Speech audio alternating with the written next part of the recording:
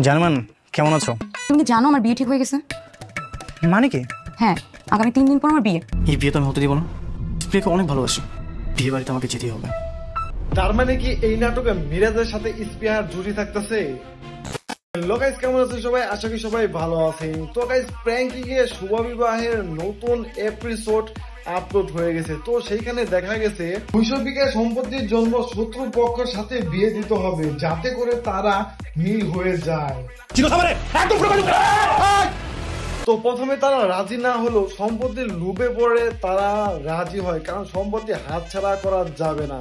তো মিরাজকে দেখা গেছে ইসমিয়ার সাথে কথা বলতে, মানে তারা এই নাটকে জুটি হিসাবে থাকবে বলে বোঝা যাচ্ছে। কল দিচ্ছ কেন তুমি আমাকে বারবার? আমার গার্লফ্রেন্ডকে আমি কল দেবো না তো কে দিবে? জানো আমার বিয়ে ঠিক হয়ে গেছে, পরে সবটা বুঝিয়ে বলবো, কেমন? বিয়ে বাড়িতে আমাকে যেতেই হবে। আবার অন্যদিকে দেখা গেছে যে অনন্যা সাকিবকে পছন্দ করে। তুমি আমার পছন্দ করো না?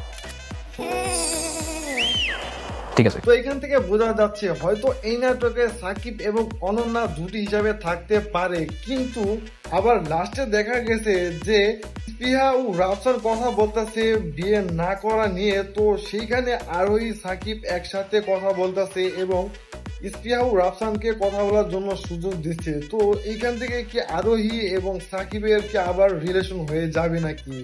আমার তো মনে হইতেছে এখান থেকে হয়তো সাকিব এবং আরোহীর হয়তো রিলেশন হলেও হতে পারে, যেটা কিনা বিহাইন্ড দ্য সিনসের মাধ্যমে এটা একটু বোঝা গেছে, বাট সম্পূর্ণ ক্লিয়ার না।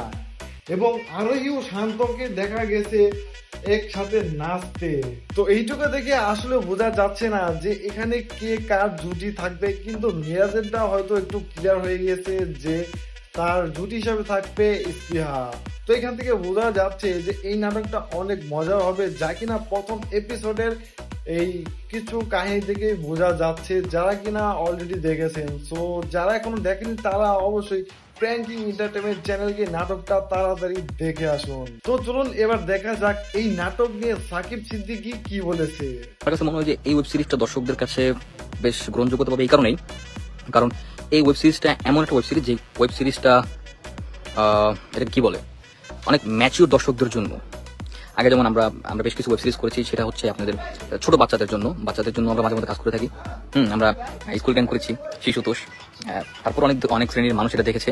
কিন্তু এই ওয়েব সিরিজটা not only kids but also adults, সবার জন্য, ছোট বড় নির্বিশেষে সবার জন্য, এবং সবাই এটা সুন্দরভাবে উপভোগ করতে পারবেন। আর আমি মনে করি যে বিয়ে বাড়ির আমেজটা সবার কাছে খুব ভালো লাগে। তো এই নাটকটি যারা যারা দেখেছেন তাদের কাছে কেমন লেগেছে এবং পরের এপিসোড গুলো দেখবেন কারা কারা, মানে কেমন হইতেছে নাটক, তারা কিন্তু অবশ্যই কমেন্ট করে জানিয়ে দিবেন। এবং জুটি হিসাবে কাকে কাকে দেখলে আপনাদের বেশি ভালো লাগে সেটাও কিন্তু কমেন্ট করে জানিয়ে দিবেন। এবং এই নাটকে সাহেলা সাথী এবং লামহাকে এখন পর্যন্ত দেখা যায়নি, তারা হয়তো এই নাটকে নাও থাকতে পারে, হয়তো কয়েকটা এপিসোড পার হওয়ার পরে হয়তো তাদের দেখা যেতে পারে।